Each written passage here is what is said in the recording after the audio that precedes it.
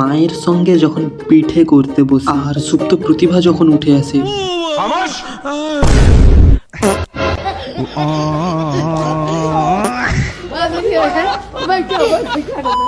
So ব্যক্তিরা college যাব, হ্যাঁ কলেজ, তাও টাক মাথায়। চলো হাট, টাক মাথায়, মান সম্মান নেই আমার, এমনিতে আমার ফাটছে।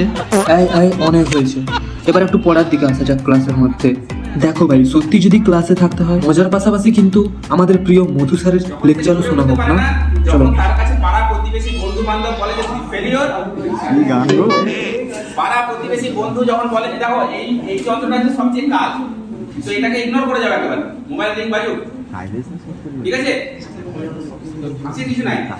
তো যে জায়গাটা আসবে যখন সে ফেলিওর তখন অন্য দিক থেকে পাবে না, তখন কি করবে সে কিন্তু তার মাথাটা একটু আরো স্ট্রমিং করবে যে আমাকে কিছু পড়তে হবে।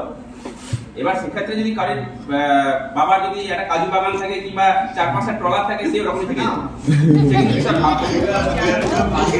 সবার ক্ষেত্রে আরে এ তো শুধুমাত্র শুরু হলো, আরে কিছুক্ষণ বাকি আছে মধু স্যারের লেকচার। কিন্তু ক্লাসের মধ্যে একটা আকর্ষণীয় জিনিস হলো গার্ডার গার্ল বা রবার গার্ল, সেটা না দেখে বোঝার চেষ্টা করুন, একটু ওয়েট করুন বন্ধুরা। তাই তো এই হেলদি পারসন কি হবে, if you are considered as a healthy person, then there is something which will help you to produce something. এই হেলদি পারসন আপনার ক্রিয়েটিভিটি আলাদা হবে, থিংকিং লেভেল আলাদা হবে, সেখানে বলা হয় যে উৎপাদনশীল ক্ষমতা অন্তর্ভুক্ত হয়। তোমাকে সব জায়গায় দেখো ভাই, আমি কিন্তু কাউকে টার্গেট করছি না, আমার শুধু আশেপাশে ঘটে চলা মুহূর্তগুলিকে ক্যাপচার করছি। তার মধ্যে অন্যতম রবার গার্ল চলে এসেছে।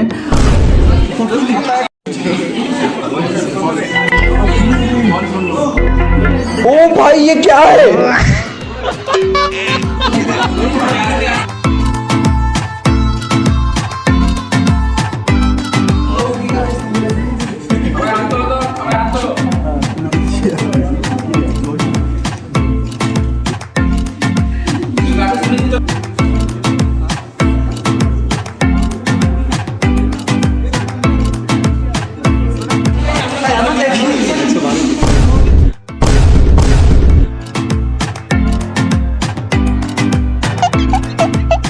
ओ भाई ये क्या है? अरे तो खुदा की कुदरत को ही बदल कर रख दिया।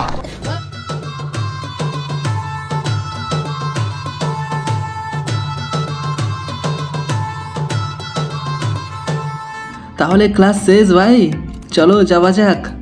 যাওয়ার পথে মনে পড়ে গেল ভাই, ক্লাস শেষ নয়, এখন বসে আছি কারণ 30 মিনিট পর আরও একটা ক্লাস আছে, যেটি হচ্ছে নিউট্রিশনের ক্লাস।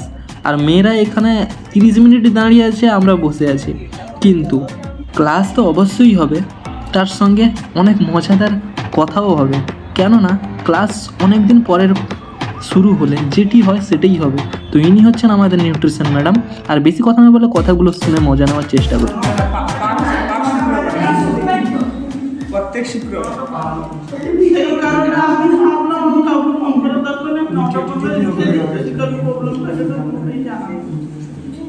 তোমাদের তো রুটিন আছে না, সেটাও নেই। রুটিন আছে আমাদের কাছে, এখানে রুটিন আছে বৃহস্পতিবার, শুক্রবার, শনিবার 9টা থেকে 8:30 থেকে 9টা।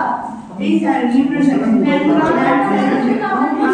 তোমরা গ্রুপে আছো কি? হ্যাঁ আমরা গ্রুপে আছি, আপনি মনে করুন কল কিন্তু যদি রিচার্জ না থাকে রিচার্জ আমরা তো কয়েকটাই মেন করতে স্যার ওইটা দেখেছি না, যদি না থাকে বা বুঝতে পারছো না ক্লাস হবে কি হবে না, ওদেরকে ফোন করে নিন। ওরা আমাদের ফোন তোলে না, ফোন করে না, কল লিস্ট চেক কর।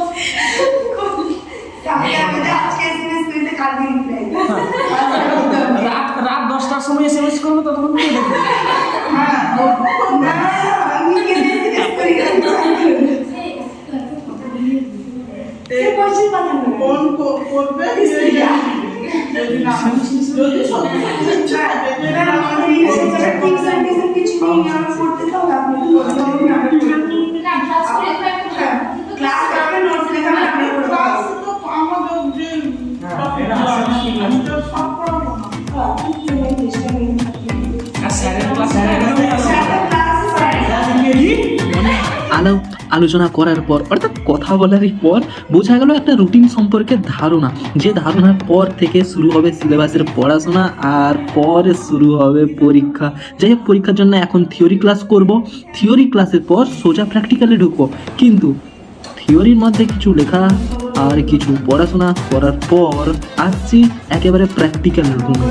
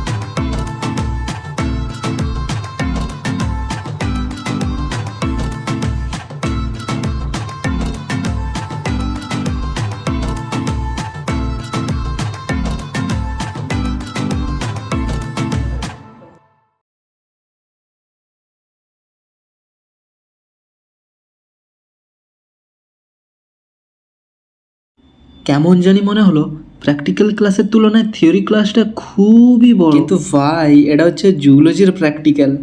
ব্যাস, আজকের মতো তাহলে কলেজের ক্লাসগুলি শেষ করলাম। এবার নর্মাল দিনগুলির মতো আজকেও বাড়ি ফেরার সময় যাওয়া যাক। ছবি ক্যামেরার দিকে তাকাও।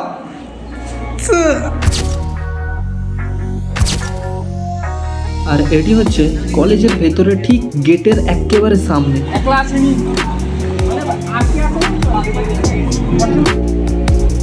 এখন সময় প্রায় 12টা বেজে 10 মিনিটের আশেপাশে। আর কাঁথি শহরের একেবারে বুকের মাঝে অবস্থিত এই প্রভাত কুমার কলেজকে বাই বাই বলে চলো এখন বাড়ির পথে। তো